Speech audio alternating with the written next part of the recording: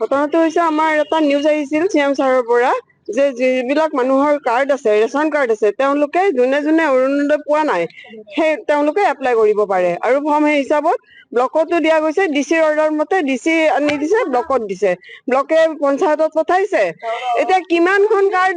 form পঠাইছে কিমান মানুহৰ বুথ কমিটিৰ প্ৰেচিডেণ্টক দিছে আমি সেইবিলাক নাজানো কাৰণ আমিতো এইটো দেখা নাই আমি এওঁলোকৰ কোনো দিনে পোৱা নাই একো সেইকাৰণে তেওঁলোকৰ হেৰিত আমি আহিছিলো কৰিবৰ কাৰণে আমাক বুথ কমিটিৰ পৰা উলিয়াই পঠিয়াই দিয়ে কোন পঞ্চায়ত এইটো পাঁচগাঁও কুলতি পঞ্চায়ত কামটো কৰিছে আমাৰ বুথ কমিটি কৰিছে বুথ কমিটি আগৰ বুথ কমিটি আছিলে ভূপেন দাস প্ৰণৱ দাস তেওঁলোকে কিবা কিবি কাম কৰিছিলে নতুন হৈছে নতুন জমা লৈছে নাম পঠিয়াইছিলে ভূপেন দাসে কিন্তু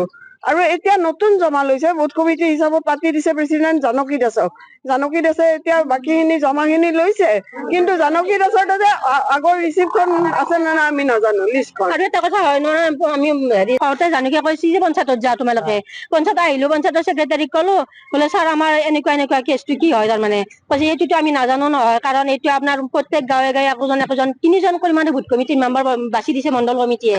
জানা মণ্ডল কমিটি যদি ভোট কমিটি বাছি দিছে কিন্তু আমি MLA বাইদেউক আমাৰ MLA হয় সুমন হৰিপ্ৰিয়া তেখেতে আমি ফোন কৰোঁতে তেখেতে কৈছে যে আপোনালোকে যদি ভোট কমিটি আপোনালোকক ফৰ্মটো দিয়া নাই তেতিয়াহ'লে আপোনালোক পঞ্চায়তত যাওক আমি পঞ্চায়তত আহিলো পঞ্চায়তত আহি আজি ৰাতিপুৱা আজি ছেক্ৰেটাৰী ক'লো ছেক্ৰেটাৰী ক'লে বোলে আপোনালোকৰ এইটো আমি একো নাজানো বোলে একো নাজানে যদি আৰু আমাৰ যি ডকুমেণ্টছ বিলাক আমি জমা দিলো গাঁৱত ভোট কমিটিত জমা দিলো ডকুমেণ্টছ বিলাক কোনে চিলেকশ্যন কৰিলে লিষ্টখন কোনে বনালে কৈছে লিষ্টখন আপোনালোকৰ গাঁৱৰ সেই তিনিজন মেম্বাৰে বনাইছে তেওঁলোকে লিষ্টখন বনাই পেলাই আমাক জমা দিছে আমি সেইমতে আপোনালোকৰ নামটো পঠাই দিছো গতিকে ছেক্ৰেটাৰী ক'লে কি বোলে হেৰি বোলো আপোনালোকৰ ফৰ্ম কিমানখন পঠাই দিছে গাঁৱত ছেক্ৰেটাৰী ক'লে আমি বোলে 137খন দিছো বোলে যদি আপোনালোকে 137খন দিছে আমিতো জানকী দাসৰ ঘৰত যাওঁতে তেওঁ ক'লে কি 103খনহে দিছে আমাক গতিকে 103খন যদি ফৰ্ম দিছে বাকীখন ফৰ্ম ক'ত গ'ল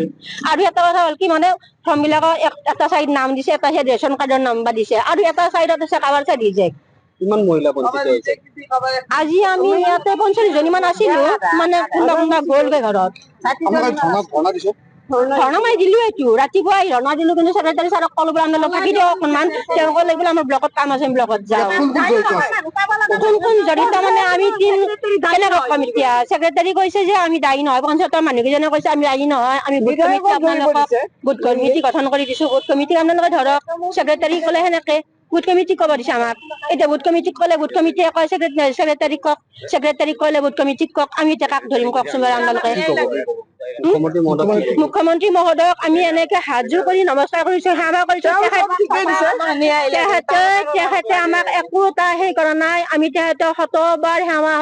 নমস্কাৰ কৰিছো তেখেতে আমাৰ ভাল মানুহ যাৰ নহওক তেখেতে কৈছে কি চব গাঁৱৰ গৰীব মহিলাখিনি পাই লওক কিন্তু আমাৰ তেখেতে মানুহ বাছনি কৰি দিয়া নাই বাছনি কৰি দিছে আমাৰ মণ্ডল কমিটি আমাৰ গাঁৱত তাৰমানে তেখেতে এইবিলাক নাজানে গাঁৱত বহুত দালাল সোমাই গৈছে দালালৰ দ্বাৰা দি এইবিলাক কটা মিলা হৈ আছে আৰু কটা মিলা হৈছে গাঁৱত বহুত দালালি চলি আছে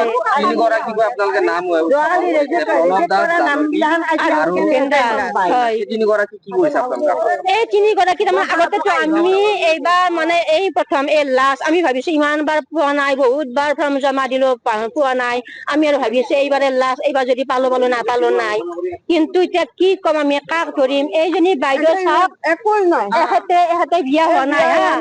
এহেঁতে বিয়া হোৱা নাই সৰুৰ পৰা এহেঁতে 10,000 টকা আঁচনি পাই আছে পঞ্চায়তৰ পৰা এতিয়া সিহঁতক কিয় দিয়া নাই আঁচনি পাইছে আপুনি অবিবাহিত কি ক'ব মুখ্যমন্ত্ৰী মহোদয় এনেকুৱা